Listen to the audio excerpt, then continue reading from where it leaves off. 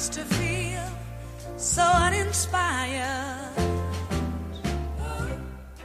We haven't talked about Aretha Franklin yet. No, we haven't. It's not exactly timely, but it's a big deal that she's passed away.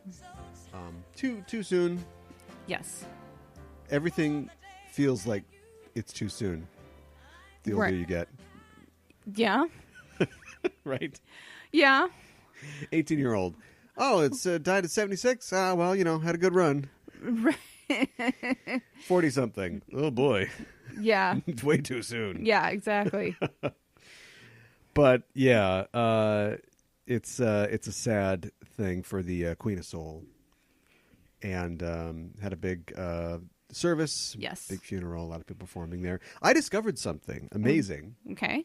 Which is, speaking of being old, I've never heard an Ariana Grande song. I couldn't even... Yeah, I don't think I have I mean, either. I'm positive I have. I've been in a Starbucks before. Sure. But I couldn't pick it out No. of a musical lineup. So I didn't know anything about her. I know that she licks donuts. I know that. Oh, It was wow. one time. Mm-hmm. And I know that her boyfriend has BDE. But other than that, and I don't know anything about her. Right. And completely randomly, it was a couple weeks ago, I was sort of dealing with the news, about Aretha like everybody else. And I was Yep. going down a YouTube hole, and I listened to pretty much all the Aretha songs I could find. And then I saw a link that was like, Ariana Grande sings Unnatural Woman on Kimmel. So we've got covering a song that can't be outdone. Yep. A girl I don't know anything about. Yes.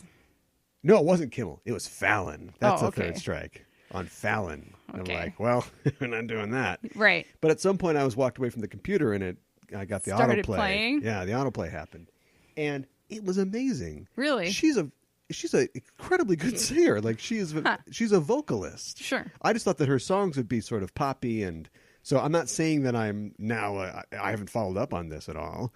Right. I don't know if I'm an Ariana Grande fan, but respect. Much respect. So much so that they invited her to this thing. She did, the memorial service. Yes, she did. And got assaulted.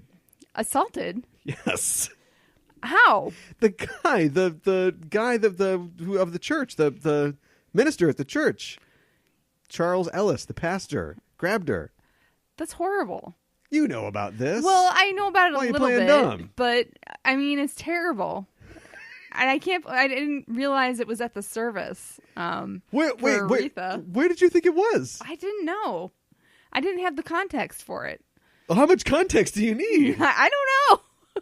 Where do you think it was, like backstage or something? I had no idea. Here's a picture. Oh, great. Everybody knows about it because it's just literally. We can start over if you. No, that's now okay. that you know where we are. That's okay. Yeah. So anyway, what the hell? What the hell, What indeed? the heaven? Yeah. Not great. No, not good at all. So he apologized. Here's somebody else who had to apologize. Yeah? Mike Coulter, Who's that? Luke Cage, from Netflix's. Why Luke did Cage. he have to apologize? Because he like retweeted or he tweeted like a picture of it, and he's like, "This is how you shoot your shot. Give 0 Fs." Wow. Wow. That's not a very Luke Cage move, gotta say. No, Luke Cage doesn't have to use the pretense of a soul legend's funeral. Yeah. In order to cop a feel. Yeah. On the girl with the Taco Bell sounding name, which, first of all, dad joke. Yes. 3 Hail Marys, work on your jokes. Yeah. Forgive you for that. Yeah. But what the heck? Yeah, seriously. I would be incredibly insulted if I was her. And if I was her boyfriend, I'd be super pissed. Well, her boyfriend's, I know 2 things about him. He's Yeah. a skinny comedian. Yeah. And apparently he's packing. So Right. if the second one can help him Yeah. prevail, Yeah. I say go for it. Jeez. But he should be working on a tight 10 about this guy, right? Yeah, Yeah, seriously. he should hit the clubs, and we should hear a little more about this guy. Bad news. I have an idea. Okay. Let's take. Okay, so everybody's wondering if Thanos was right. Oh, boy. Let's get this back to comic books, right? Okay. And I would say maybe he was, but the targets were wrong. Yes. What if we negotiated with Thanos? We said, Thanos, good to see you. You finally made it. Have a seat. We've got a stone for you. But first, we got a contract. Right. We show him this contract. These are the people you need to make disappear with the snap. We'll start with all the accused of the Me Too's. Sure. Right? We'll just start with that. Yep. We'll move on to Catholic Church priests. Okay. Oh, you mean the accused ones? Yeah, I guess I meant the accused ones. I wouldn't mean all of them. That would be horrible. Right. Anything else? Anybody who was, apartheid people. Sure. Let's move on to YouTube video commenters, right? We would easily come up with 4 billion people. For sure. And they'd be like, okay, I guess I agree. All right, well, great. Here's your stone. Perfect. We're done. Right? Yes. We got to weaponize it. We got to use this. Yes, I agree. In a positive way. Right. Get rid of all the negative nillies out there. Yeah. All the SDE. Is that a thing? I don't know. That's a thing. We are punching below our age here. And I don't think it's a good look for us. Oh. Us being the Just Enough Trope podcast. I'm your host, Caliban, joined as always by my co-host. Hi, I'm Mikan Hana. And Mikan Hana's going to say a lot in just a little bit. I am. Not so much so far, but we're going to get there. Oh, okay. I'm going to ask her opinion candidly on the upcoming kids YA film, The House with a Clock in Its Walls. Yeah, it looks complicated and not so much. I don't know. It just seems like not incredibly entertaining. It seems kind of like, why are we doing this? Obviously, it's based off of a book, but did we adapt to too much to the book? Like, is it following the book too closely? I learned a lot. What, did you read the book? No. Where are you going with this? I don't know. Okay, great. Did you ever do extemporaneous in speech? No? Okay. No. I wouldn't have guessed. What I want to know is, and I learned a lot about this film because I saw the preview, thought, yes, that looks so tired. Mm-hmm. And Cate Blanchett, I think we've agreed, has now reached the Nicole Kidman right now phase of her career, where it's like, I'll do anything. Yes. I'll do it. Yeah. But then so that's what I thought was going on. Then I learned that, no, it's produced by Steven Spielberg. Right. So that's, you want to do that. That's probably good money. Right. It's directed by Eli Roth. Weirds me This out. is an Eli Roth movie. That weirds me out beyond anything else. Yes. It's PG, of course. Of course. So with all that going for it, why does Jack Black look so sleepy? Why is he sleepwalking through this? I don't know. And when you get Jack Black, Jack Black is like, almost, is he 50? Like, he's close. He's got to be up close to it. I get it. You can't maintain that energy forever, but this is what you save it for. Right. Ooh, I'm your uncle. Ooh, there's magic and clock in the walls. But instead he's just doing that like, what's up? This is a web video that I'm doing for a Jack friend. Black. No, it's not. It's a Spielberg film. Yeah. So I don't know. I guess maybe a review comes out late in the month. Maybe. Probably not as close to Halloween as they wanted, but probably not. it's coming out pretty soon. Yeah. Speaking of Nicole Kidman. Yes. I did do extemporaneous, by the way. Yeah. In speech. Nicole Kidman is in a film that is premiering at the Venice Film Festival. Okay.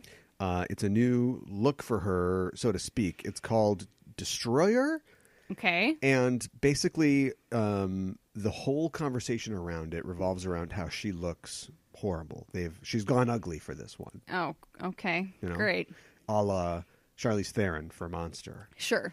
And it actually seems kind of interesting. It actually seems like a ripoff of True Detective, but it's like she plays this character who was an FBI agent. And it's sort of like, here's the pitch. Like, what if Clarice Starling didn't catch Buffalo Bill at the end of Silence of the Lambs? Okay. And then that just haunted her and like kind of ruined her life. And, it's 25 years later. Okay. All right. True Detective. Yeah. Rust, Cole, times flat circle, whatever. Right. Remember True Detective? I didn't see all of it. I only saw a little bit of it. Let's go watch True Detective. Okay. Why'd you stop? I think you continued watching it without me. Oh. Well, you didn't complain about it. Anyways. Time is a flat circle. That's all you need to know. Okay. So she's going ugly for it. And Okay. now everybody's talking about it, and the Oscar buzz has begun already. What do you think about women having to go ugly to get recognized? Your time begins. 2 minutes. I think it's terrible. I think that women should be able to be recognized no matter how they look. Even if they're unrecognizable. Yeah. And I don't think you should have to go ugly to get an Oscar nom. I mean, I think that's ridiculous. Remember when Tom Cruise went ugly in Magnolia? Did he? No. No, I didn't think so. No, he didn't. Yeah, he's never gone ugly.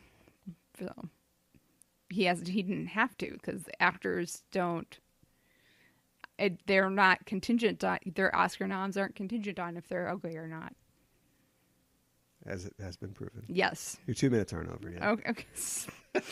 Fine. I just kidding. Yeah, I don't know. I just was curious what you thought about that. Because I had my, just inspired feminist thought process activate over seeing that article. Yeah. And I haven't seen the movie. I'm not saying it's good or bad. I expect it's probably pretty good because she's very talented. She's a good actress, yeah. Although, is she? I think she is. I used to think so. I don't know what made me change my mind. I think she kind of does one thing. She does it really well. Yeah. Maybe she doesn't have like a ton of range, but Sure. she does like that one thing that she does really well. Mm-hmm. And that's a skill for actors as well. Yeah, absolutely. That's how people like Tom Cruise, who isn't bad either. They just kind of do that one thing. Yeah. This time Tom Cruise is a dad. This time Tom Cruise is actually every time Tom Cruise is fighting aliens, but this time Tom Cruise has got a drinking problem. Right. This time Tom. A lot going on with Tom Cruise. Yeah, I know. This time, Tom Cruise is, working for a cult that bilks its members of its money That's right. and believes in aliens. Yeah. He's on the side of the aliens. That's the twist this time around. Right. Speaking of twist, let's twist the cap off and start drinking this show. Okay. Stretch? Yeah, maybe a little bit. We talked to Melissa F. Olson at Convergence of this year, and we did a really satisfying and substantial interview. Yes. A turkey dinner of an interview with her, and we want to present it in its entirety here. So that'll be most of this show, pretty much the whole thing. I think we'll do a little bit of news quick just to get through that, and then we'll get to our talk with Melissa, who's the author of... She is the author of old world books. They're Are they like cookbooks? no, Manja. no. You're making the spaghetti. The Scarlet Dead Spots. Trail of Dead, Hunter's I figured Trail. if I threw to you, you'd be able to pick up that. Well, okay. She's author of the Scarlet Bernard series and the Alison Luther series, and she also did the Tor novellas, which are the Nightshade novellas. Yeah. And The Big Keep, which is a straightforward mystery series. Mystery, detective noir. Yeah. We saw a noir movie recently. Yes, we did. Do we spoil it here? Sure, we saw the I'm thinking Maltese about- Falcon. Yeah, the Maltese Falcon. We're thinking about doing it for... maybe we'll talk about it on another show. But, Okay. yeah, I mean, we could do that. What'd you think? Oh, you'd seen it before. Of the Maltese Falcon? I But thought it was good. You hadn't seen it with your, movie head on. No, you're right. I probably saw it, in high school. Yeah. Maybe for film studies class, I'm not sure. But I did definitely see it at one point. And I had forgotten exactly what happened. I knew there was a Maltese Falcon. I knew that was an actual figure of a statue, Right. what have you. And I knew that there were a bunch of people fighting over it. But I couldn't remember the particulars. So I never got, when I was younger, that, something that comes from Malta is Maltese, I guess. yeah, I didn't really get that before either. So I always thought that, Maltese was, a term for something that was black or lacquered or something Sure. like that. So I could get that. that's not true. No. Watching it this time, and this is a film that I have seen probably 25 times. Okay. And I've read the book. I've read all of Hammett's books. I was a big noir detective guy in my day. Sure. Having seen it this last time, Mm-hmm. I don't think it's very good. Really? I don't think it's that great. Huh. I think there are from Bogey, obviously, Sidney Greenstreet, Peter Lorre, even Elisha Cook. Of course, I've mentioned last but not least, Mary Astor. Like, there's some amazing talent in it. And for the time, and this is right around the Hays Code is pretty much coming in at this point. So you're not going to see anything all that bad on the screen. But for the time, it was like a scuzzy kind of film. It's not the kind of thing you're going to see usually, A year later, we see Casablanca, almost the exact same cast. Yeah. And that's about like a guy who runs a sleazy bar, and it's like Nazis and stuff like that. And that's kind of more wholesome and on the up and up than this like kind of like scuzzy kind of story. Our hero is sleeping with his partner's wife. I know. and he's like mean, and if he doesn't, but if he hit a lady, you wouldn't really flinch. You'd be like, it seems like he'd probably hit a lady. Right. So I like all those elements, but it's just, I think I joked the other day that it was like, okay, now I'm going to write down a bunch of names on a piece of paper, and I want you to read them back to me. The judicious and timely use of a telephone is a plot point. Oh, yeah, for sure. And there's one part where it's like, I got a phone call, and they go, and there's an empty lot, and there's nothing there. And it's like, that's the kind of thing where he comes back in later, and they go, what'd you find out? He's like, there was nobody there. It was an empty lot. Right. We don't have to see you go to an empty lot. That. Yeah, no, I agree with you. There's just a lot of things like that. Yeah. I hope we get to see him turn all the lights on in his apartment. I know. Good. Are we going to see him make that coffee? Do you respect and get now more Dead Men Don't Wear Plaid? Oh man! Come on, I'll make you my famous Java. I don't know, because I feel like still I need hate to... it. No, I do not hate it. Okay. I feel like I need to rewatch it. Really? Yeah, I do. So. Yeah. So anyway, not impressed. People always hold it up as this great thing. I think it was. I mean, it was huge. It remains huge, but I think that it's still thought of as huge and amazing and great because Leonard Maltin thinks that it's huge and amazing and great. Like, I think, the screening we went to at the sort of local art house theater, half the audience were guys under 25. Sure. Somebody even went woo after it was over. Yeah, like I know. It was a Comic-Con panel. And so it's like, all and right. Clapping. So Woo and clapping. This is the new generation. I was where you were. Yeah. All I'm saying is, it's fine. It's fine. I bet there's even, I'm trying to think of some of the other noirs now. There are better noirs for sure. Okay. So this is when you do what? You do a remake. Yep. Yeah. Remake it. Mm-hmm. That's what I say. Mm-hmm. Period piece. Sure. Or not. I Actually, the whole thing could have been solved on the internet in 5 minutes. Yeah, exactly. I think you may have to make it a period piece. So where is do you have the bird? Let me look at the tracking number on DHL Global. Oh, it's coming in on the Paloma. It looks like the FedEx lost it. Yeah, right. I can have it in a few days. Yeah, remake it. I don't know. Let's talk about the news. The reports of the death of movies has been greatly exaggerated. Okay. Death of movies? What do you mean? All this talk about streaming. Streaming is going to kill movies. Okay. Theaters closing everywhere. Okay. It's a disaster. Well, summer box office has made $4.8 billion. Yeah. Yikes. That's a lot. That is not a record, but it is close. Okay. It is up there. All right. Well, that doesn't seem like movies are dead, if you ask me. No, and that's just the summer. Sure. That doesn't count the $1.67 billion that Black Panther has made. Right. Worldwide. Avengers alone made $260 million in its opening weekend. Yes. Crazy Rich Asians is made another $30 million over the Labor Day weekend. That's crazy. Bringing it to $100 million in 3 weeks. Yeah. That doesn't happen. No, it doesn't. That never happens. Mm-mm. So I bet Netflix is like, we almost had them. Right. I think it says something that two of the movies you mentioned, one of them is primarily black actors and the other is primarily Asian actors. I think that maybe U.S. audiences are more hungry for that sort of stuff. No, I don't think so. You don't think so? Yeah, no, of course they are. But at the same time, audiences will go see Mark Wahlberg in another Transformers movie. That's true. Although they've gone less, but they still go. Yes. So I think that, yes, there is definitely a thirst for more representation. As politicized as idiots have made that. Yeah. But there's just a thirst for all kinds of stuff. I think Yeah. there's enough money out there for people to see whatever looks good. Yeah, no, I agree.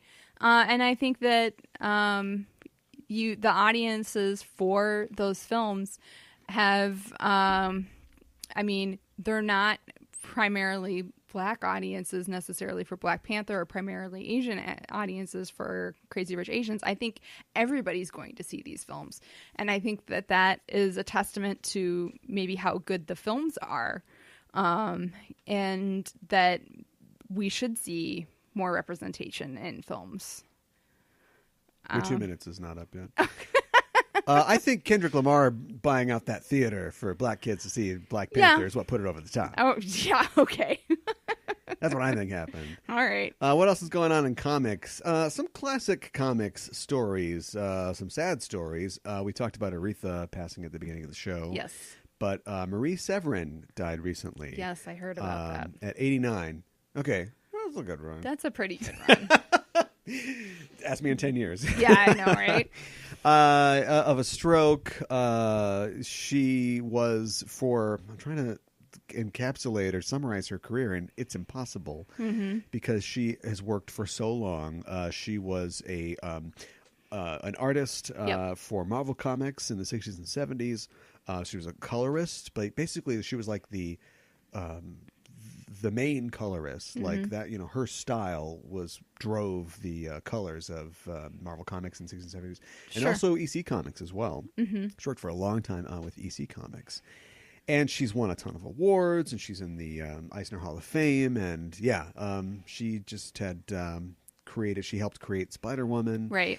and also, so this is a whole thing with Marvel, but like, remember that the Marvel style is artist and writer collaboration. Sure. And so just because she's the artist on a book, that means that she's the writer in a lot of ways as well. Sure. So I consider that she wrote a lot of those Iron Mans or Conans, depending on if she was doing the pencils or not. Sure.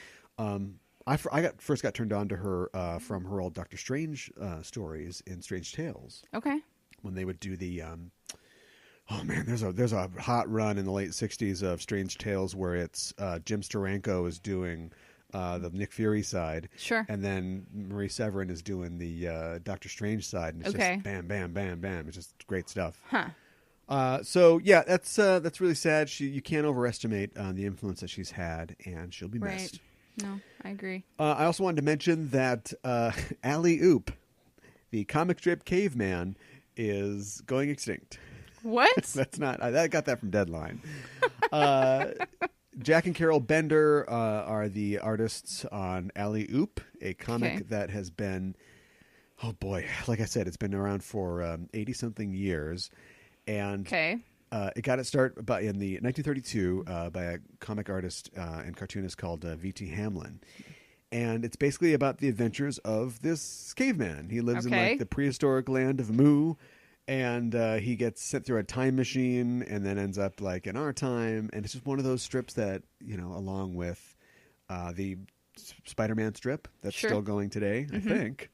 It's just been one of the mainstays of like Mark Trail, that sort of thing. Sure. Okay. In the comic pages. Never read an Alley Oop, I guess. No, I never read an Alley Oop.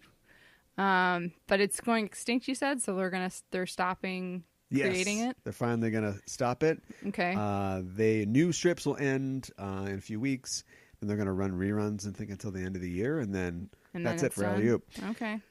You have to wonder where these things are being carried, because I don't think I've ever actually seen an Alley Oop in the paper. I don't think I have either. I used to read the comic strips, the funnies, whatever you want to call them, pretty regularly when I was growing up. So. Yeah. Well, sad news. Here's some good news. Okay. So, actually, it starts with bad news. Uh-oh. You ready? I guess so. The Nobel Academy will not be giving a prize for literature this year. Why? Well, there's a lot going on with them. Okay. There's like a sexual assault scandal that's going on with one of the members of the academy. Okay. And things are kind of messed up. And so there's some of the people, some of the intelligentsia in Sweden that are involved with the Nobel voting created something called the New Academy. Okay. Which is like a fill-in thing. I mean, it's not an official Nobel Prize, but they are going to award a prize in place of that called the New Prize for Literature. All right. So this could be maybe this will go on. Maybe it'll serve as like, an alternative, a Golden Globes to the Nobel's Oscars. Okay. And the nominees are Maurice Condé, Haruki Murakami, Kim Thoi, and Neil Gaiman. Oh, have all been selected as the 4 finalists. All right. Well, that's intriguing. And as a little background, we've known that this is going to be a thing for a while. So they contacted the librarians of the country to put together a list of nominees. Okay. And had people like Neil Gaiman, Joyce Carol Oates, J.K. Rowling, and so on and so forth. Wow. Okay. All right. J.K. Rowling, I'm kind of surprised about. I mean, I guess what else has she written recently? Like The Cursed Child. I guess. I think she's helped write the movies that have been coming out, but there's no corresponding books for those as far as I know. Yeah. And it's cool. And I actually hope that this prize goes on because the Nobel Academy doesn't, they don't really award genre fiction. Oh, okay. I see. Yeah. That's, it's not really what happens. All right. I think. Yeah. Well, I hope it goes on too then. I think The Golden Notebook by Doris Lessing was the only book to be a genre book that was awarded the Nobel Prize for. Okay. So. All right. Well, yeah, that is. What would you call? Was that the Pulitzer? I can't remember. I should know my own stories before I start telling them. What would you call Gravity's Rainbow? Oh boy, I don't know. Is it magical realism? Yeah, maybe. It's hysterical realism, I think. Okay. Anyway, I feel like that's genre-esque. Yeah, it is. And they didn't award a prize that year, 1973. Oh, great. Because the 3 people on the committee that read it were like, yeah, this is the one. But the rest of the people who are on the committee but not part of the literature side of it also get to vote. And they read it and they're like, no. Really? So the literature people just said, we're not going to give you a prize. A little trivia there. Huh. Little trivia for you. Well, one we want, they're not going to pick, so we're not going to pick one. Yes. All right. Bad news for the Doom Patrol show. Alan Tudyk has been cast as Mr. Nobody. Alan Tudyk, that's Mr. TV Poison. Oh my God. Kill your show. Yeah. Well, if he ever married Summer Glau, stop it. All the Ariels in the world would just melt. The satellites would explode, and the cables would burn up under the ground. Yeah. There'd be no more TV. Yeah. Ever. Yeah, that's not such great news. It's not a great news item. Alec Baldwin has been hired to play Thomas Wayne in the Joker movie, the Todd Phillips Joker movie. Yeah, I heard about that. Hold on. Alec Baldwin has left the Todd Phillips Joker movie. What? Yep. As soon as it was reported, he's like, I'm not going to do it? Yes. Really? Just from backlash from fans or something? I don't know. He says on Twitter at the ABF Foundation. That's his Twitter. Okay. Let me state for the record that I have not been hired to play a role in Todd Phillips' Joker as some Donald Trump mank. That is not happening. Not happening. Whoa. Okay. He later told USA Today, I won't stop doing it. I'm no longer doing that movie. I'm sure there are 25 guys who can play that part. Okay. Well, I guess he just decided he didn't want to be part of the drama. This thing is going to be effed up. Yeah. Because I haven't really paid that much attention to this, but I didn't even get that they were going to make Thomas Wayne some kind of like Trump-like figure or something like that. This is Batman's dad. Yeah, I know. I didn't know that they were going that way. So this is going to be... I didn't either. This will not take place in BVS continuity or You whatever. don't think so? Well, clearly not. Somebody was speculating that they were going to make the Joker the one who killed his parents. Knox? Yeah. Oh, you mean like Tim Burton's 1989 Batman? Yeah. Mm-hmm. Original. Yeah. I'm on board. Let's end. One more thing. You're not going to believe this, but Star Wars is now that Disney owns Star Wars. Yep. They are expanding the Star Wars parts of their park. Sure.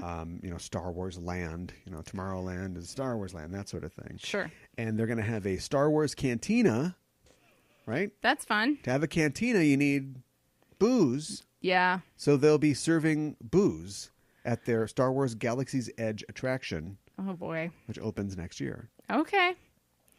Well, I mean, it makes Disney, sense because... famously, yeah. I think in very limited places, they do not serve beer at their parks. You can't have a Mickey head ice cream thing in one hand and a PBR tall boy in the other. Right. It doesn't happen.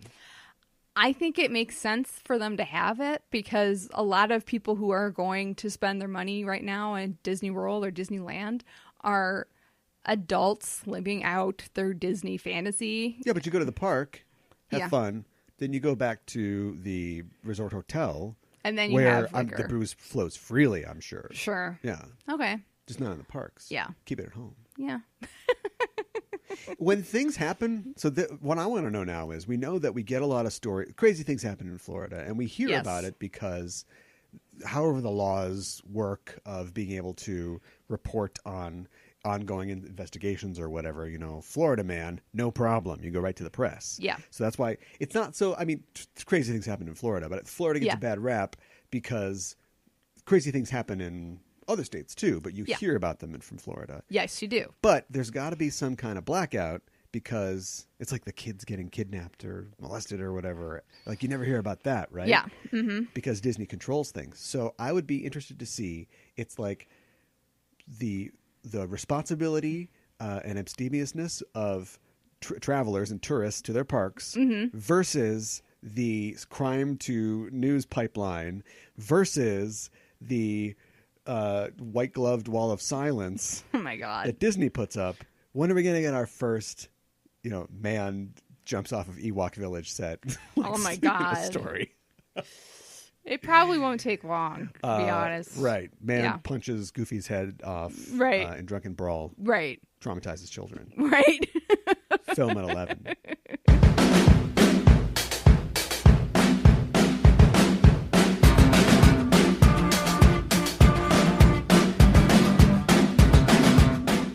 All right, let's get to our interview with author Melissa frickin' Olson. We talked to All her right. at Convergence of 2018 in a stairwell, Yes. all concrete brick. Mm-hmm. And I think the sound came out pretty good. Yeah. It sounds full. It sounds rich. Oh, good. Here it is.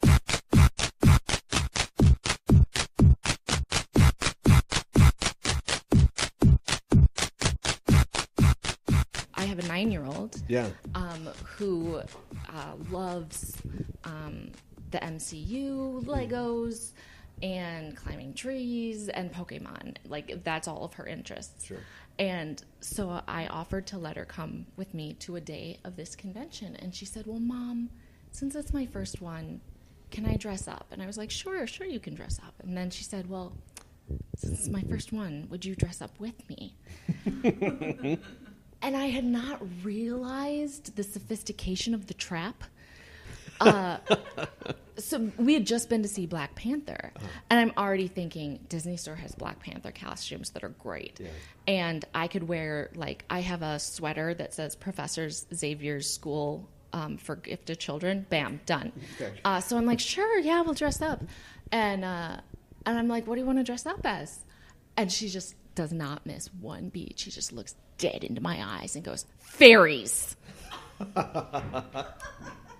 And I'm like, oh, what hath man wrought? Mm-hmm. I was so, I had to actually stop and admire the completeness of the hoodwinkery that had gone on.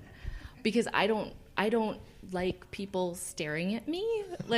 I know that sounds silly because I do panels, but I don't know. I just get weirded out by people evaluating my outfit. Yeah. And that's their job. That's what I've asked for. I've asked you to evaluate my outfit. Sure. So yeah, I'm not excited. But here's the thing about me, my stupid personality is that I don't do anything halfway. So if we're going to be fairies, we're going to be the best fairies at this convention. Are they like? Is this like Tooth Fairy, like Wings, Cute Fairy, or is it this like a serious fairy? Okay, well, obviously we're forest fairies. Oh, okay, sure. I don't know why you didn't just look at me and see that in my heart. I'm already regretting asking. Yeah, you should be, because I'm regretting everything about this experience. But It's kind of like Halloween, though. You've done Halloween, right? Yeah, when I was 13. No, I mean, but for your kids, you don't dress up, or you just I'm a big fan of the one accessory. Like, okay. You take them trick or treating with like a funny hat. Yeah. You know. Right. Or what are you? I'm a parent. Yes, yes. Or like the Professor Xavier sweater. Like that's the kind of thing I do. That's or like I have tons of T-shirts that are like, you know, reference some geekery or whatever. And that's great. But, I walked right into this one real hard.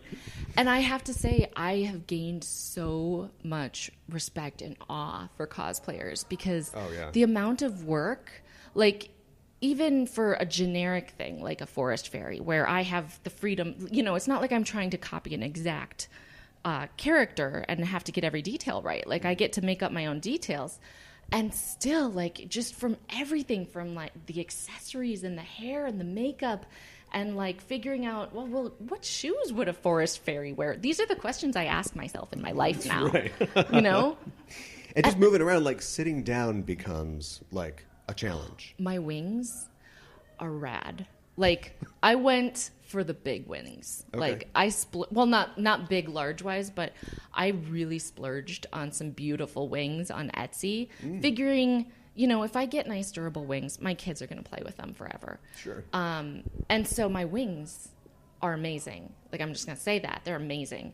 I'm actually trying to get the rest of the costume to live up to the wings, the promise of the wings. Sure. But, yeah, like, sitting down is going to be a challenge, and there may even need to be turning to go through doorways. Okay, sure. So, yeah, I have regrets.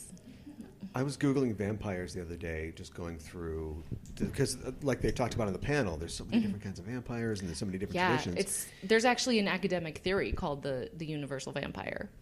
Just like the universal traits that they all share, or like what's behind the vampirism? No, the folklore? idea is that, like we kind of talked about in our recent panel, that there are cultures all over the world who had absolutely no way of communicating with each other, that all developed a myth of a vampire at the same time. And there are variations of it, but the common themes were, you know, coming back from the dead and some sort of parasitic relationship with humans. Sure. So it might be eating their babies or drinking their blood or stealing their soul. But if you look into vampires, so this is called the theory of the universal vampire, because like from a fiction sense, you could spin this into proof that vampires are real, right? If you really wanted to. Sure. Because how else could this many cultures who have nothing in common and no way to talk to each other? I mean, China and you know, the U.S. territories were not talking at that time. Island nations, right. Like in Micronesia. Right, yes. They all had these ideas. So you really have to start thinking about what is universal about human fears. And that's where it came in. But I definitely interrupted what you were saying about Googling this vampires. This is where I was going with it, yeah. Specifically, I found this new theory, I don't know if it's new, that people are asking, do vampires poop? Oh, yeah, no, they don't. I never thought about that. So they don't? No. Not even like dried blood? Well, I mean, first of all, remember, I don't know if anyone's told you, if this is going to come as a shock, but they're not actually real. Oh, yeah, I suppose that's true. But, so every writer who works with vampires in fiction gets to come up with their own system of rules. Yeah. So in my version of events, like, vampires are a perfectly efficient machine. Like, they take in blood that pumps the body, or that pumps the blood in their own body, which keeps things oxygenated for their thoughts. But there's no waste, you know, which is what poop is. I mean, right. Poop and urine are waste products. Right. So if you only consume one thing and that thing is energy efficient for you, sure, you won't have waste products. But that's my thing. Another great one is, can vampires swim? Oh, are they buoyant? Yes, because they're dead. Right. Again, in my world, no, because my vampires have very human physiologies. Sure. With the exception of like heightened strength and speed and hearing. But I have read vampire stories where vampires like can walk on the bottom of the lake. Yeah, right. You know, or they don't sink, you know. Werewolves tend to sink, even though real wolves are great swimmers. Yeah, sure. It's really interesting when you start pulling apart these like details and looking at, you know, in some ways, like for me with wolves, there's a cheat code. You know, I look at real wolf pack behavior, and I've studied wolf interactions and interviewed a biologist at UW-Madison who works with wolves. By the way, that's a rough conversation. Yeah, to go in to this man who is a professional biologist, very, you know, well regarded in his field, and be like, so listen, about alpha werewolves, you feel like an ass. Yeah. So wolves are good swimmers. Yes. Werewolves are not generally thought of as good swimmers. Well, in Patricia Briggs' series, which is probably the most popular werewolf series in urban fantasy right now, they are too heavy and dense, and they sink. Okay, but they have to breathe, right?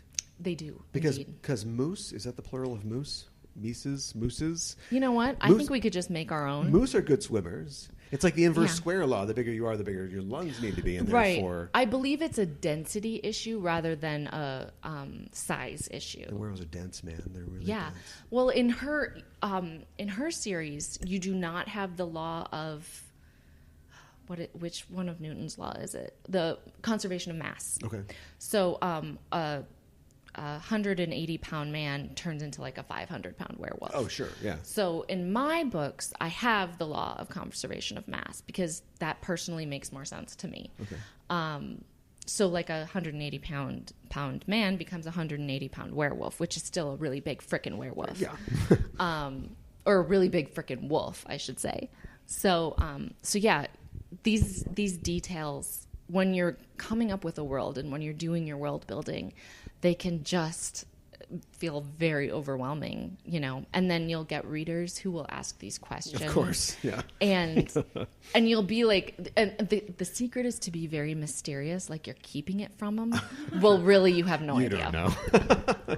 So if vampires don't produce any waste, then, at least any biological waste.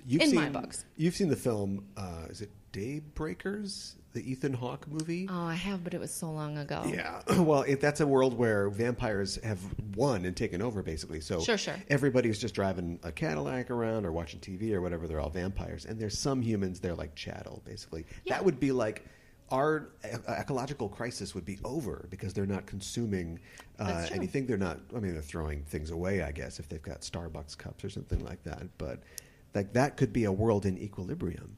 Do you think Starbucks would sell blood? Oh, they'd have to switch over, yeah, for sure. I mean, what else blood would they orange do? Or something like Their that. business model would collapse. Yeah, right, exactly. As it stands. So that's a very good point. I don't know if are you a Bram Stoker fan? My feelings toward Bram Stoker are complicated. Yeah. And the novel are complicated. I admire it in many ways, but not nearly as much as I do like Frankenstein. Okay, sure.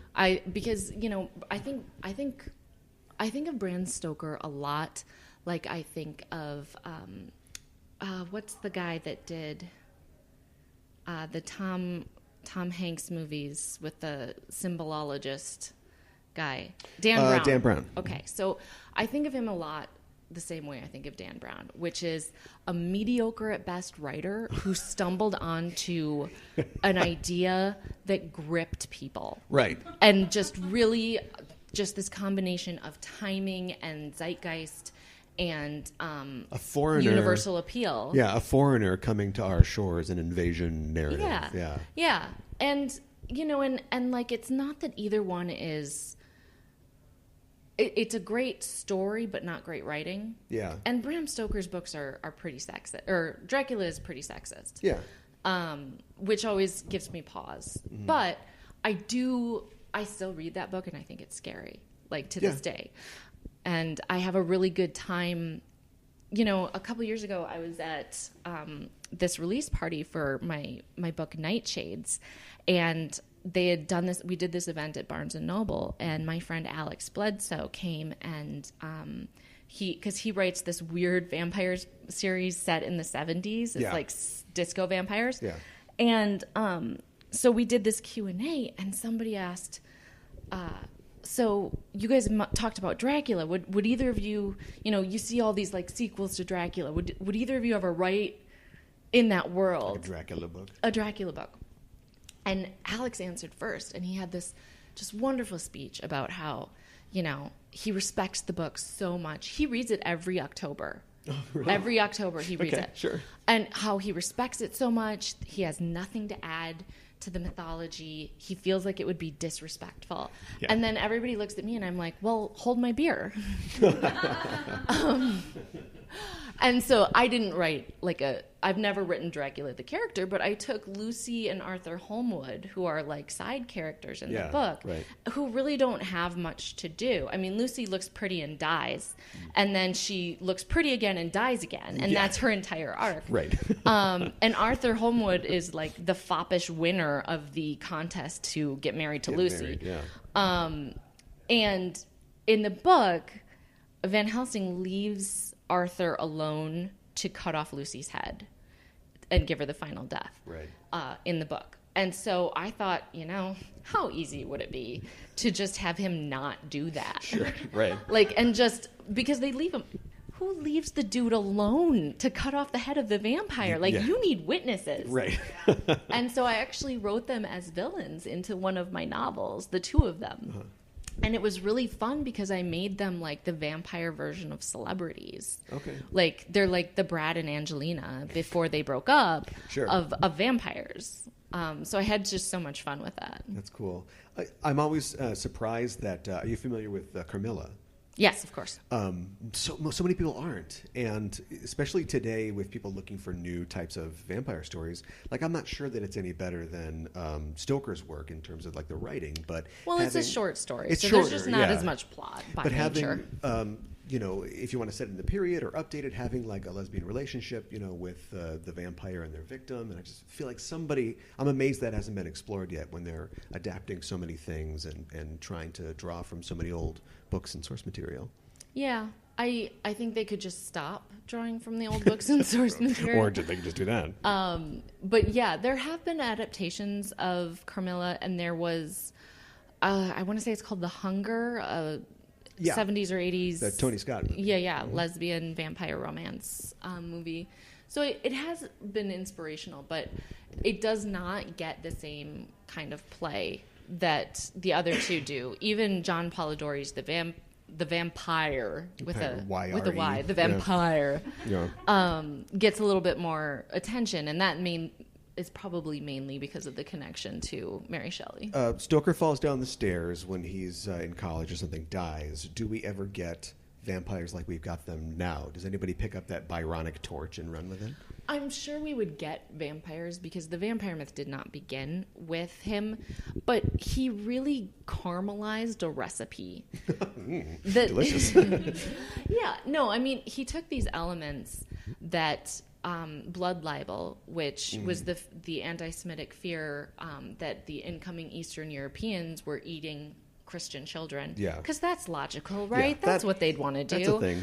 I come to this new country, the first thing I want to do is find a kid with a different religion and just drink the blood. Not even eat them, but drink the blood. Yeah. But so he took this sort of xenophobia and specifically anti-Semitism, these horrifying rumors about blood libel, and he kind of stirred them in with this vampire myth that was already kind of percolating, that had a lot to do with what we've talked about with trying to figure out what happens to people after death and why bodies, skin retracts, so it always looks like nails are growing and hair is growing. And that scared the crap out of people. And so I think Stoker took this moment and he found this perfect way to sensationalize these fears and kind of bring them all together into this story. Yeah. And you got to respect the guy for seeing this cultural opportunity and taking it. Yeah. Just like Dan Brown. Yeah. Yeah. I mean, I don't know if you guys remember when what's the first book called? The Da Vinci Code? The Da Vinci Code. Yeah. I don't know if you guys remember when that book first came out. They were like, bookstores were just puking out behind the scenes of the Da Vinci Code, the real Da Vinci Code, the inspiration of the Da Vinci Code, Da Vinci's real ideas. Like, there were all these like, not even just knockoffs, but like all of these like supporting documentation and these mysteries and things. And so yeah, I have a lot of respect for the book, but I think Stoker in many ways was a dude that got lucky, and then not really even in his lifetime, which is kind of a sad thing for him. Yeah. Do you do witches at all? I do. Actually, one of my series is specifically about a witch who accesses death magic, kind of against her will. And it's actually one of the bigger swings I've taken as a writer, because my first trilogy is about a young woman named Scarlett Bernard, who's, a very sort of typical urban fantasy hero in some way, where she's sarcastic, she reacts with everything with a smart-ass remark. Sure. And then, and she's also a very, very reluctant hero. She is a classic, like, John McClane. If only someone else could do this, I could go the hell home because I don't want to be involved with any of this. Right. And so when I was writing a spin-off, I really wanted to write something different, but I didn't want to just do the opposite of her. Yeah. And so I ended up writing about a former, like an Iraq war vet, who gets home and she has sort of these PTSD type symptoms, and she's really struggling, and she sort of feels like she's just got this dark cloud over her that everybody would love to diagnose for her as anger management and PTSD and depression. Sure. And she just feels it, and in her case, it's actual magic that she has access to that she's never really known. And so she can't die because her magic deals with the boundary between living and dead. So, and her twin sister is killed, and the two of them can talk because they both have this magic in their blood. So they can kind of talk across this bridge. So it's been really interesting because, I have always written about witches as like background characters, but to bring a witch into like the main character and the protagonist in the book has been really interesting because I've had to do so much more research on paganism and Wicca, and also the necromancy and sort of these spiritualism and these different beliefs about what witches are capable of. There's no real, correct me if I'm wrong, but there's no You're real... wrong. Okay, well, I'm going to wrongly say that there's no real Dracula of witch movies. Movies or books? No, movies. Just talking about, movies. All the witch movies seem to be kind of... What about The Witches? The Roald Dahl one? Yeah. Yeah, okay, there's that, That sure. movie is scary as shit, man. Or like Hocus Pocus or something like that. But there isn't that's got a special place in my heart. Yeah, well... It's right here. Like the it's left in this ventricle? region. Yeah. Right. Like the left ventricle is devoted to Hocus Pocus. We watched The Craft the other day. We were talking about The Craft, and I was surprised to learn that. Whereas as you're watching it, you're thinking, I think this is all real stuff. And they did do a lot of research into Wicca and stuff like that. But then the person who helped them with the research must have been like, oh my God, what are you doing? Because the whole end of the movie is about how they do all this evil stuff and they're throwing things at each other. And well, and when you research real Wicca, and there's distinctions here between paganism and Wicca and witchcraft. Those are three different things with a lot of overlap. But many witches believe that whatever they put out into the world will come back to them threefold. And that is a theme that I think comes up in The Craft. Yeah. It's been probably 20 years since I saw that movie. But when you apply that into fiction, it becomes really interesting because you have these witches who are slinging spells or, using their magic for different things. And what if you honestly believed that whatever you do is going to come back at you 3 times as hard. Right. Like, I would be so much nicer Right. as a person. A lot of ice cream spells and giving out gift baskets to people. And yes. Man, my Secret Santa game would be off the hook. Through the roof. So, there's a lot of really interesting ideas in witchcraft, but I think you're right. I don't think there's a Dracula, like a grandfather movie, but I do think there are many touchstone movies like The Craft or Practical Magic or Hocus Pocus, where we associate it with witchcraft for better or for worse, even though most of those aren't very good depictions of what real witches consider themselves to be. Yeah. And maybe the difference is that witches are often like people, characters, heroes that we're following that are using the magic, whereas the vampires of the werewolves are often just the monsters, the bad guys to be destroyed. There's always seems to be a theme of like getting and using power or having too much power and like giving up the power like at the end of the film. Yeah, the obsession with power in a lot of these stories is sort of frustrating because when you start writing anything in the urban fantasy genre, you have to ask yourself, like, what would a vampire want? Like, you're a vampire. You wake up tomorrow, you're a vampire. Great. So you're going to have to let go of this whole friends and family thing. That's done. Yeah. Because they can't know, obviously. So what do you want? I mean, money's not going to be hard to get because you have probably mind control powers, or at the very least, you can really sit out a stock, until it makes money. Right. So, like, what is it you want? And I think too often these many books and movies in this genre, they just go straight to world domination. Like, no shortcuts. Like, I want it all. But honestly, doesn't world domination sound like a sucky job?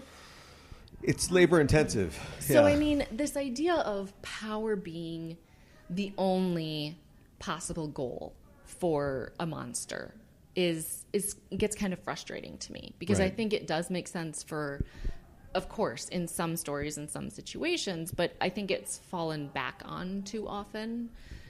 Like, a lot of my vampires want to hold a territory and protect the people in it. Okay. Or hold a territory and torture the people in it because they're not good. Sure. But like, just having a kind of goal is really interesting when you start looking at these different monsters and different witches and things like that. Yeah, just get a project, work on like a vampire scientist maybe who needs to do research. Well, see, but this is another thing though, is you can't become too famous. That's true. So you can't, it's not like you can decide, I'm going to be the greatest actress that the world has ever seen. That's not going to work. Yeah. Or it'll work for like 2 years and then you're going to have to like disappear. Yeah. But there are a lot for actors. There's a lot of where are they now type things. So you might be able to disappear and come back as your daughter. You could have or a solid like 40-year career. Yeah. Right. But then what? Like, you can't really be a politician. Fake a car accident. You can't even hang out with, in the world of cameras now, you can't even really hang out with celebrities. Would you show up on camera? Well, mine do, because in my universe, silver is a wonky metal that causes magical disturbances, and mirrors used to be made with silver. Right. So did photography. So now that's not a thing, everything's digital, they show up. Sure. But different things for different series. Sense. But yeah, so I mean, you're really limited in terms of, you can't become too famous, and you can't like overreach. Like, world domination is not going to work if you're only awake for 10 to 12 hours a day. I'm Everyone sorry, behave. I'll be back. Yeah, I know. Like, man, you'd be like the maid. Like, every morning or every night you'd wake up and you'd be like, God, I just put this back together. Right, and you guys trash it again. So yeah, it's an interesting question of just goals. Yeah, you'd have to have some ambition as well. Like, what if you're just some dude and you get bit by a vampire? Yeah. Now you're a vampire. I think it would work really well to be like a writer or a painter, because you could go for a long time claiming to be influenced by someone else's work, by previous work. Sure. So like, you could write mysteries for 25 years, 50 years. Right. And then you could switch genres and write about, historical romance. Sure. That's influenced by that previous Yeah, in author. the style of Yeah, so in and the so. style of, yeah. And then you could call it an homage. Sure, yeah. And that would work really well, too.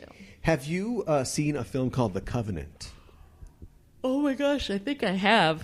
A long time ago. You may it not didn't remember make a if big you impression. have. No, it's about male witches. Yes. Yes.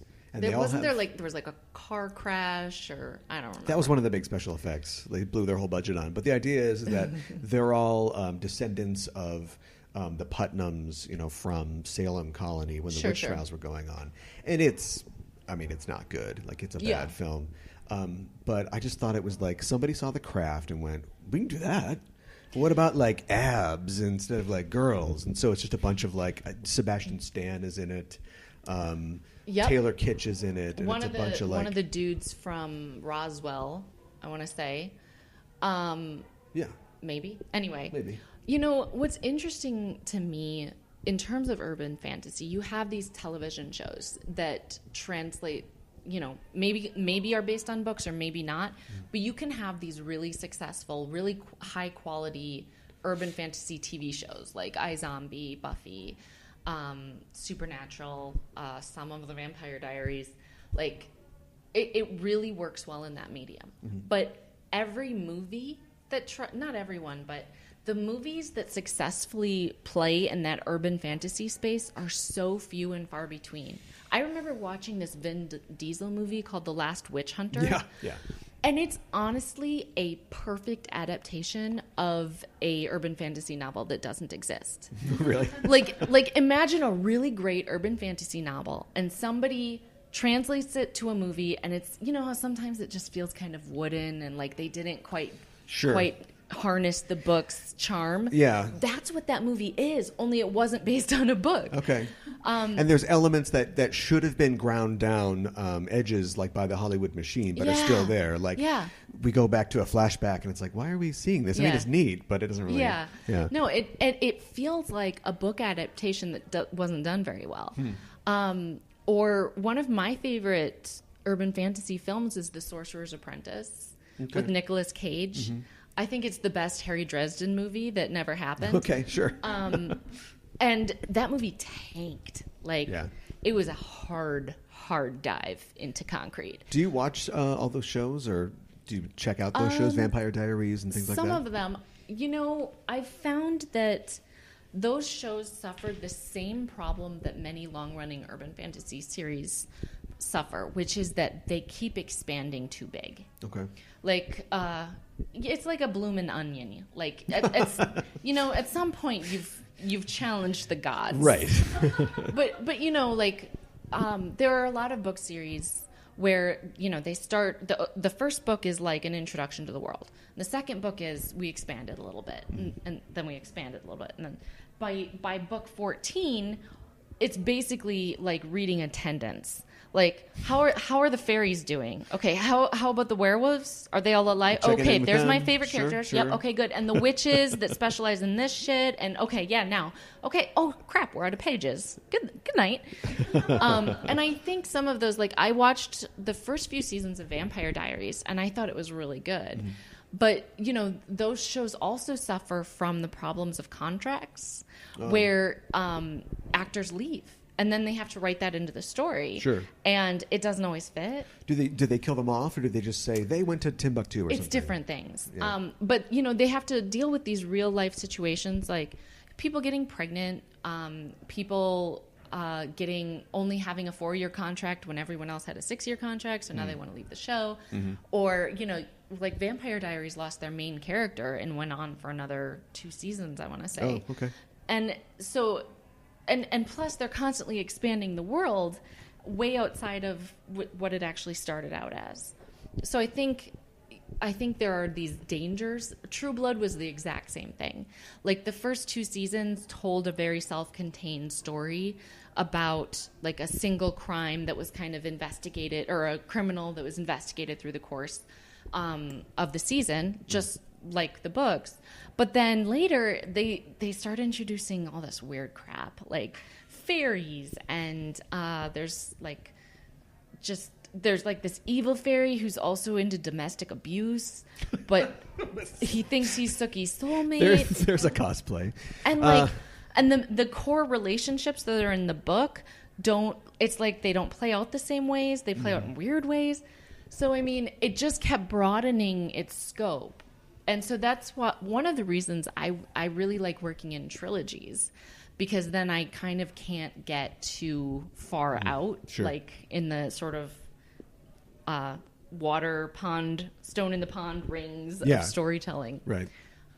So, yeah. One of the things we've been talking about already, but we're talking about guilty pleasures a lot on our show, and I'm doing a panel on them as well. You like a lot of fun, fringe, trashy media. Do you think that a guilty pleasure is a real thing? No, I don't think that. I think the concept of guilty pleasure is something that we've made up to make ourselves feel better. Okay. But because we've been taught to feel shame about consuming certain things. Yeah. Like, I remember one of my Facebook friends who's a mystery writer last year had posted about how he really liked this erotica book. And not 50 Shades of Grey, like a different one. Sure. And I remember just being like record scratch, like, because we've been taught that we're supposed to feel ashamed of that. Just like we've been taught we're supposed to feel ashamed of liking something that's corny or over the top or silly. You know how much I love like Congo, which is just a ridiculous garbage movie. Yeah. And yet so funny in so many ways. But I don't feel guilty about liking Congo. I think the concept of guilty pleasure just kind of plays into a concept of shame that I don't really care for. Can we top guilty pleasure? Is there a better term or name that exists for it? Well, so what this problem comes down to is the ancient problem of film criticism or any criticism, which is the difference between something you like and something you think is quality. Yeah. Many, many times they overlap. Everybody liked Black Panther. Everybody thought Black Panther was quality. Yeah. That's awesome when that happens. But there are a lot of movies that I think are very great movies and I have no frickin' desire to ever see it again. Sure. Like Braveheart, Seven. These movies that are just like a emotional beating, and you can, take a step back and look at how well made they are and how well the pieces fit together. Right. But it doesn't mean that you like it. Right. That you enjoyed watching it. Requiem for a Dream is like that for me. Yes. Heroin sucks. I got it. Yeah, no, we get it. We get it, dude. But I would absolutely say that is a well-made film. Mm-hmm. It checks all the boxes. But no, I never want to see that thing again in my entire life. So I think that too often people don't understand the difference between liking something and thinking something is good. And often people think, if I don't like this, it must be good. Like, it's like taking art medicine. Like, people go to a Shakespeare play, they're bored because they don't try to engage with it, but they're like, I must have learned something because that was awful. Well, what I find more often is that a lot of people like something, so people will decide not to like it. Okay. Like, oh, well, everybody liked that movie, so I've decided that it's not good. Sure, which is constructive. Yes, so constructive. Like the snobbery thing, that what is popular can't be good. So I think that people don't understand that quality and likability are a Venn diagram, and if you get lucky, you make it into both circles. Right. But I think we just kind of need to forgive ourselves for sometimes liking things that we don't find high quality. Yeah. We've been showing the Jurassic Park movies to our kids. So we recently rewatched The Lost World. Sure. Which is so corny and cheesy, and everything is over the top. And I know that everybody thinks that Thor Ragnarok is Jeff Goldblum at his Jeff Goldblumiest, but it is not, because that is The Lost World. Right. Like, that is peak Jeff Goldblum. And I love that movie. Would I argue that it's a great American piece of cinema? I would not. Although there are sequences in it, like the suspense sequence with the trailers, that is one of the coolest things that Spielberg has ever shot. It's amazing, yeah. Or the shot of the humans trying to escape, and they're running through this field of tall grass, and then you see the velociraptors making their pass. I've written probably 3 sequences in books that are an homage to that shot. Awesome. Like that one shot. So, no, it's not a great piece of American cinema, and I would never say that it is. But I love it. I enjoy the hell out of it. Yeah. And I think that's okay. Yeah, it's fine. So I think people tend to judge others, or even worse, they fear so much that they're going to be judged on liking something. Yeah. I recently, I love the movie Lake Placid. Okay. Which has, I think time has been kind to Lake Placid. Like, when it first came out, it tanked. Yeah. And I went and saw it in theaters. I was one of the 5. And and I loved it from the start. And later it kind of got a cult following. And then it had, I don't know if you guys know, there's 6 sequels. No, because Sci-Fi got the rights to it. Oh, okay. There's, I shit you not, Lake Placid versus Anaconda. Is Betty White in any of them? She is not, but she is replaced by Cloris Leachman. Okay. Hey, that's lateral move. Yeah. Yeah. So recently they did Lake Placid Legacy, starring 2 of the actors from Winona Earp, which is a show that I like very much. Sure, yeah. So I tried watching it on Sci-Fi, and I'm like, oh my gosh, this is such garbage. But I had fun, and so I'm like, okay, well, that experience I don't regret. Yeah, don't feel bad about it at all. No, and I wouldn't even put that one in my movies I like category, but I see the value in being able to kind of unplug your brain and your critical thing and be like, oh yeah, that guy's gonna die. Yeah, sure. My children right now, they're only beginning to be exposed to PG-13 movies. Sure. And they're very, very sensitive about any death. When we were watching Jurassic Park, we had to warn them about every single death. She's a clever girl. Yeah. Because every 5 seconds they'd be like, is he going to die? Oh, Is he going to die? Okay. And we'd be like, okay, listen, the kids are going to be safe. But they don't see any comedy in death. Okay. At all. And then that's Spielberg is all deaths are comedy for the most part. Yeah. The lawyer being snatched off the toilet and eaten. Yeah. My kids did not think that was funny. They did not. Because every death to them is still impactful. Where I think you can watch some of these ridiculous movies and enjoy the way that people creatively die, or the ways that certain tropes are embraced or ridiculed, or there's a lot of the wink stuff. And there's fun there. And the way they set people up to deserve it. You're just, somebody kicks a dog, and then it's well, that guy's going to go. There's a certain justice in most of the Jurassic Park movies. Almost everyone who dies deserves it. Yeah. And the 1 or 2 characters like Eddie in The Lost World who don't deserve to die, it's still an emotional beat that is necessary for the film. Which is why the lady who's just planning her wedding and babysitting the kids in Jurassic World, who's just violently killed by 3 different dinosaurs, is like, whoa! Yeah. What were you working out there, Colin Trevorrow? Yeah.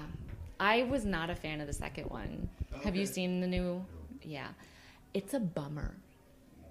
I would have been so fine with campy and kind of bad, but fun, if it was another Lost World, I would have been all over that. Sure. But it's more Old Yeller than anything else. It's just dinosaurs dying terribly. And the herbivores, man. Herbivores. Wow. There is this one scene with an Apatosaurus being slowly killed by volcanic ash fumes while he's backlit through the volcanic ash fumes. And you're like, what am I doing with my life? How did I end up here doing this right now? So I just don't, yeah. And the ending is a bummer. It's a bummer movie. So anyway, ask me some cool stuff. Do you have any urban fantasy that you would recommend? Books, TV? I do. I have so much. I will mention one that I don't think gets a lot of play. It's by one of our guests of honor here, Melinda Snodgrass, has an urban fantasy series that she writes as Filipa Bornikova. And the first one is called This Case is Gonna Kill Me. And it's about a lawyer so it's one of the urban fantasy series where the world of magic is out. Like, people know about it. People know about vampires. And they've had to, like, make these adjustments with the laws. And so it's about a lawyer who gets kind of caught up in a case at her law firm, which the law firm is run by vampires. Okay. And it's such detailed and interesting world building. The third book in the series just came out. And it feels like people just don't know about this, which bums me out because, you know, I do a lot of panels. I do panels at Dragon Con, and they get some bigger name authors, you know, and so you know that, like, Faith Hunter's doing okay, you know, Jim Butcher's doing all right. Like, Kevin Hearn, they don't need my help. People know about those books because they're big, you know, but, like, this is an example of just a really intricate, well-thought world building that people just aren't really finding, and that saddens me because I know how hard it is to build a world. Yeah. One series that is getting a lot of play, and I'm not sure if you would call it urban fantasy or not, but have you guys heard about River of Teeth? No. Oh my gosh. So it's by Tor.com, so full disclosure, like, they also publish some of my books, but it's basically, so it's set in America when hippos have been tamed and are used as, like, steer. Okay. Or like travel animals, but they're also, you know, still mega deadly and stuff. And so this book's actually been getting a lot of attention in many ways. I think the sequel's already out and it's being talked about for some awards. But it's still just such a fresh, original kind of take on these things that I don't think, like, the urban fantasy hardcore people are finding it. Another great one that I recently read is about, so it's about, like, the granddaughter or great-granddaughter of Dr. Van Helsing, and it's about Greta Van Helsing, and she is just, her whole life is the doctor to the dead. So she takes care of vampires, and there's multiple strains of vampires. Okay. And she takes care of, like, revenants and, like, so these different species that are all essentially dead. And so her job is to just kind of be their doctor and, like, make rounds and visit them and deal with their very unique issues. Yeah, that's really cool. It's one of those books where I'm like, God damn it, why wasn't that my idea? Like, dang it. And so the first book is out, and the second comes out in, like, 2 weeks. And so the first book is called Strange Practice by Vivian Shaw, and I really, really liked it. It was one of those instant pre-orders with the sequel, and I just want to mention here, like, I know a lot of people who, when they hear about a book like that, or even a book with 3, or a series with 3, they'll wait. Like, they won't buy it. And this is a problem that I'm seeing a lot in urban fantasy, and I'm sure other genres too. Because the problem, like, I get it, man. I love reading a series that's already got, like, I recently started reading the Longmire books. I like listening to them in the car. They're very calming. And there's like 13 of them, and that's awesome. You know? It's so awesome to start a series that has a bunch out. But the problem with waiting is that there might not be a book 3 if you don't buy book 1. You know, that's true. The series may not continue because a lot of publishers will do a 2-book contract. That's pretty standard. But they won't decide about book 3 until sales for book 1 or maybe even book 2 come in. So if you don't buy a book because it's the second one in a series, there may not be a 3. And that sucks because, you know, there are so many good series. I have several friends who published 2 books in a series and then weren't picked up. And it's kind of a crappy thing. So I always say, like, buy the book and just wait to read it if you really need to. Because, I mean, come on, you were going to do that anyway. Right. Like, you were going to buy a bunch of books and not get a chance to read them yet. That was always on the table. Right, So maybe just choose the series that needs help. But, so Strange Practice is already out. Okay. And then I'm so excited for the next one. I think it's fun to wait for new books. I love to pre-order them, and then they just come when they download when they're Yeah, ready. and they just show up one day, and you're like, new book. Hello. Yeah. Let's talk about your new book. Oh, I guess. Yeah, why not? Well, I have two things going on right now. So I just finished my trilogy for Tor. So that was Nightshades, Switchback, and now Outbreak is out. Mm-hmm. I feel like there's a pun there. It's got to be so easy. But you know what? Low-hanging fruit. Yeah. But this summer, I actually just announced that I am going to put out a book of short stories set in my various worlds. So I'm putting it out myself. Like I'll go through professional editing and everything, but I'm going to put it out as a collection. And I've already got a novella and a couple of short stories, and I'm working on 3 more short stories at once, which is kind of interesting. Wow. I had like a month and a half in between like contracted books. Uh-huh.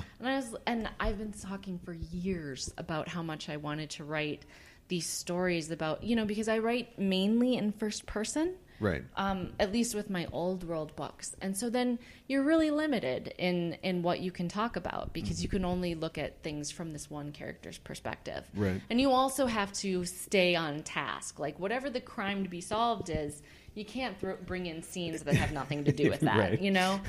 So like I'm working on like for like a scene where a character who's pregnant in the books, I'm writing the scene where she gives birth. Like she has her baby. Sure. Just because, and that's not something that I would ever be putting in a book because there's no like crime. And, right. I'm not going to have the baby be kidnapped 10 minutes later or something. Right. Yeah. It just doesn't work anywhere in a novel. Right. But it's a story that I think that people who have followed the series want to hear. Yeah. They want a chance at it. It's like the extended edition of your universe. Yeah. Well, I've already got out a couple of short stories that follow a side character. Like, when I wrote my first trilogy of books, there's this character, Molly, that I just kind of wrote. Like, I didn't put any more thought into her than anybody else. And I was really surprised to find that readers loved her. Like, they loved this one specific character. And I was like, oh, okay, well, in that case, I guess I'll write a short story about how she meets Scarlet for the first time. Sure. Like, from her perspective. Yeah. So I've had a really good time doing that with side characters or writing these, like, one of the book stories I'm writing is a road trip between 2 characters. But man, I'm having the hardest time coming up with a title. Do you guys have any ideas? Boy. Yeah. What do you think? Putting you on the spot. Here's the problem with being an urban fantasy writer. All the good book titles are taken. Okay. Yeah. You can only look at there's only so many combinations of blood and magic I know. witchcraft that you can put together, and darkness, Yeah. Or oh man, if you write about demons, the devil, personal demons, Yeah. these titles they're so easy that they're everywhere. So coming up with a title, I don't think mine would be any better than that. Coming up with a title for a book of short stories. Little Bites? I thought about Quick Bites. Guess what? It's taken. Oh, okay. And you know who I hate on this is Jim Butcher. Yeah. Because he has 2 short stories collections with flawless titles. Brief Cases and Side Jobs. Okay. All right. Which is about side jobs. It's about, other jobs. Right. And I'm like, God damn it, Butcher. Because those are perfect and I want them for my own. But yeah, so it may come out Untitled Stories from the World of Melissa F. Olson. Sure. Because I got nothing right now. Untitled. I have pages of rejection titles. Oh, they're saying no, not this. Yeah, Keep trying. No, I've rejected them. Oh, okay. Because okay. yeah, no, they are not good titles. Well, assuming you get a title, when does that come out? So September 4th. Okay, great. Yeah, I thought because I'll be at Dragon Con the week before. Yeah. And then my children go to school for the new year on the Tuesday, and I thought that's not enough of a challenge. How can I make this harder and worse? And then I was like, I've got it. But no, there's quite a bit of time in between my last book and my next full-length novel. It is written, but it still needs to go through the editing process and stuff. Sure. So this I did as just a way to kind of thank people for staying interested in the books and give them something kind of fun to think about and get into. And there's hints in it for where I see the series going. Cool. And there's going to be some like backstory stuff about like characters we didn't really know why they don't like each other, and we'll look at that and stuff. So Neat. it's a different challenge for me, but it's really fun. Okay. Well, thanks so much for sitting down and taking time to talk with us. And I hope your fairy cosplay is a raving success. Oh, God.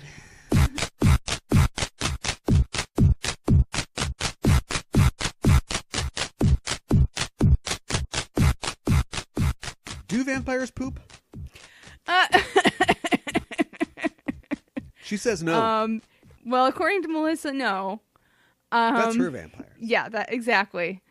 You have to consume something other than blood. I smell a kid's book. Vampires poop. You know? Oh my gosh. Everything poops. Except for vampires. You Yes. know? And then it's like a cute little vampire, and he's like, he's looking at it like a roll of toilet paper. What would I use that for? Put it on your face. Right. And you have a little cut. We got to explore that, too. Do you suck your own blood at that point? Or is that just weird? Now you're asking the big questions. Yeah, I guess. Quit sucking your own blood. Get out of your room. Get outside. Right. It's nighttime. Come on. That's right. Get out of bed. Get out of your coffin.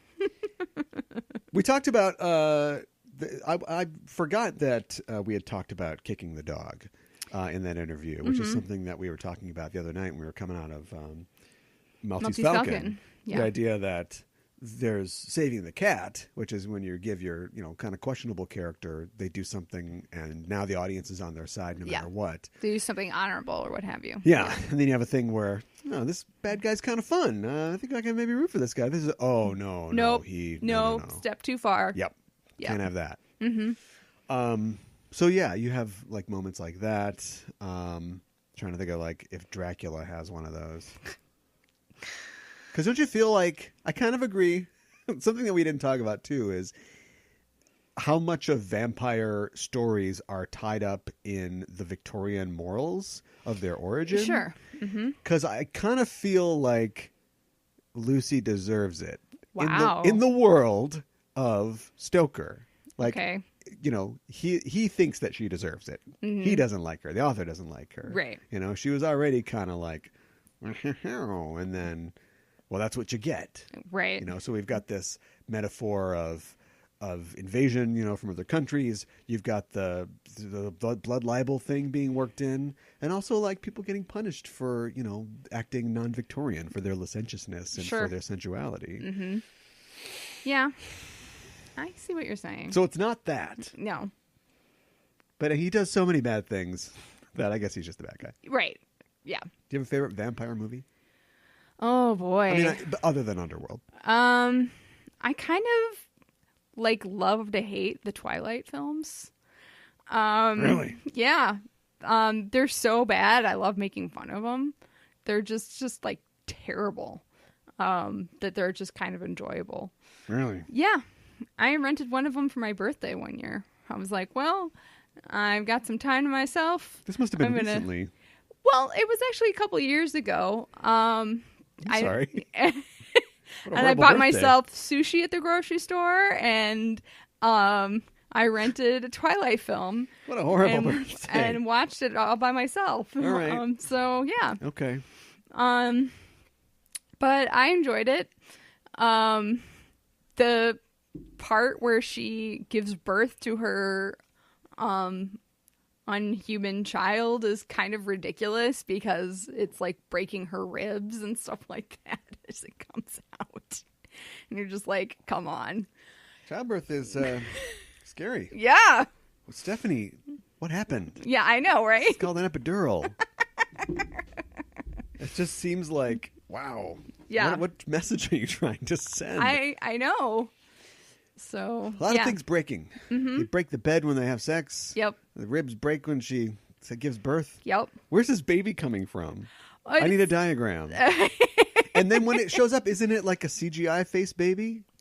I think so. Isn't it like, what's going on? Right. I am so serene. Right. And I have red eyes or whatever. Well, and it grows rapidly too. Yeah, because that's what you want to skip through all the diaper changing. Right, exactly. I feel like a lot of things are kind of coming out. Do you have anything else? And here, let me feed you one. Okay. Everybody says this, but I really do think that Near Dark is a really great film. Sure. I like the fact that they don't ever say the V word once. You can use it's like a superhero movie almost, because you can use the trappings of a vampire film, the powers and all that stuff, to create this drama. And it is like about this guy who's, it isn't just about like we got to kill all the vampires. And it's a thrilling movie. It's a thriller. It's chases, action, and great performances by Bill Paxton and Lance Henriksen. And I do like Bill Paxton. Catherine Bigelow. Yeah. Something like that. Yeah. I'm trying to think. There was Cirque du Freak. We know. Oh my goodness. There was this one Japanese film that has Thirst. Vampires. The Korean in it. one. No. Well, you should have said that one. That's a good one. Okay.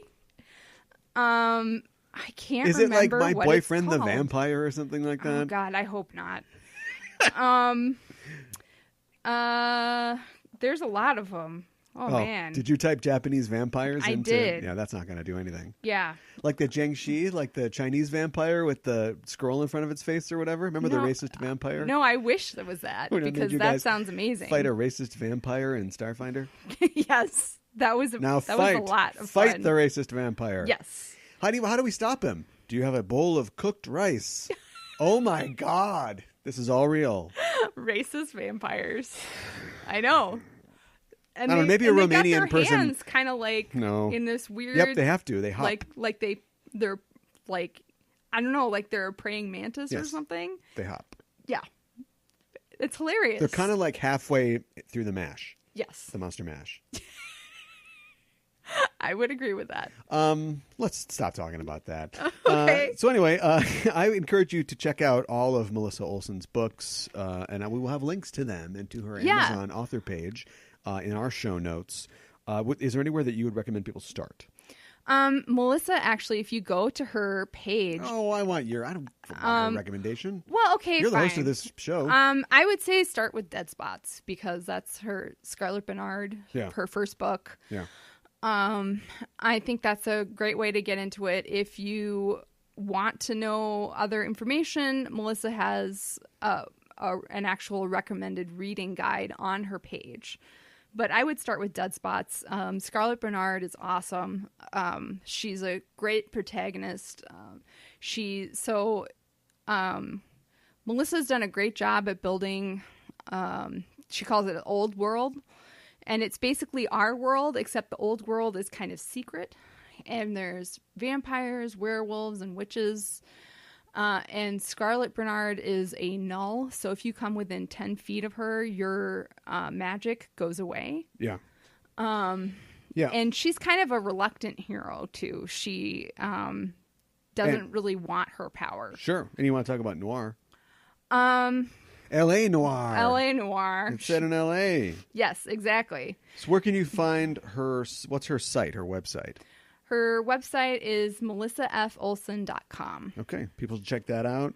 She also mentioned Alex Bledsoe, and he's got a series of vampire books, I think starting with Blood Groove, which are set in Memphis in like the 70s. So you can check those out on Amazon or at Alex Bledsoe. BLED, bled, SOE.com. And thanks to Melissa for talking with us. Yeah. Always fun. I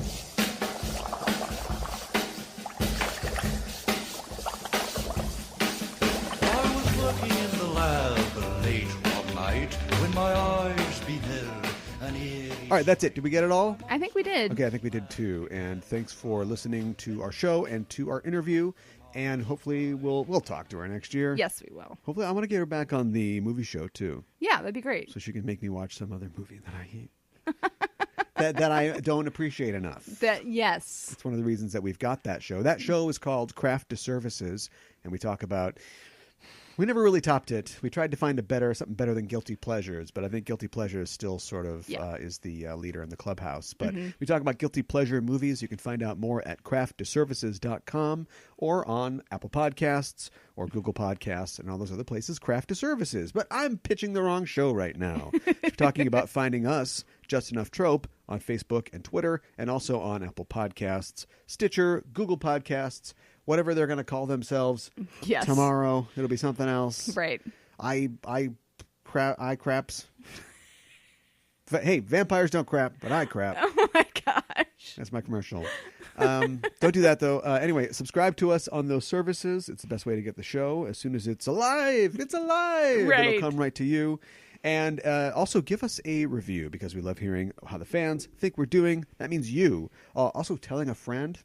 That's really the best way. Mm-hmm. The best way to find out what Florida Man is up to is to go on the internet. But the best way to help our show reach more people is to just tell a friend who you think would enjoy it. And also to that end, give us a rating on one of those services, because that really helps us out. We move up in the ranks when we get a high rating and we reach more people. So give us 5 immaculate white squares of toilet paper that a vampire just carries around in case a little blood gets somewhere.